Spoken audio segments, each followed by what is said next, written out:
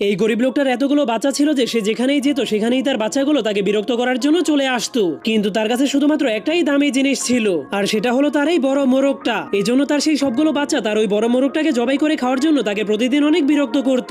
কিন্তু লোকটা তার সেই প্রিয় মোরগটাকে মেরে ফেলার সাহস করতে পারতো না। কিন্তু একদিন তার সেই মোরগটা ভুল করে একজন ধনী মানুষের বাড়িতে চলে যায়। এরপর সেই ধনী লোকের মুরগিগুলোর সাথে নাচতে শুরু করে দেয়, যা দেখার পর সেই কিপটা লোকটা সেই মোরগের উপর অনেক রেগে যায়। এরপর সেই গরিব লোকটার কাছে গিয়ে বলে, যদি তোর মুরগি আবার আমার বাড়িতে আসে তাহলে আমি তোর মুরগিকে মেরে খেয়ে ফেলবো। যা শোনার পর সেই গরিব লোকটা অনেক চিন্তায় পড়ে যায়, কারণ যদি সেই ধনী লোকটা তার মোরগটাকে জবাই করে খেয়ে ফেলে তাহলে তার বাচ্চারা একটুও মাংস খেতে পারবে না। আর যদি একবার তার বাচ্চাগুলো মোরগের মাংস খেয়ে মজা পেয়ে যায় তাহলে তারা কখনোই শুধু ডাল ভাত খেতে চাইবে না। এজন্য সে অনেক চিন্তা ভাবনা করার পর সে সিদ্ধান্ত নেয় সে তার মোরগটাকে তার ধনী চাচাকে উপহার দিয়ে দিবে। তখন সে আশা করছিল এর পরিবর্তে তার চাচাও তাকে অনেক কিছু উপহার দিবে, কিন্তু যখন তার চাচা এই কথাটা জানতে পারে তখন সে অনেক অবাক হয়ে যায়। এজন্য সে তাকে বলে, যদি তুমি তোমার বাচ্চাদেরকে এই মোরগটা খাইয়ে দিতে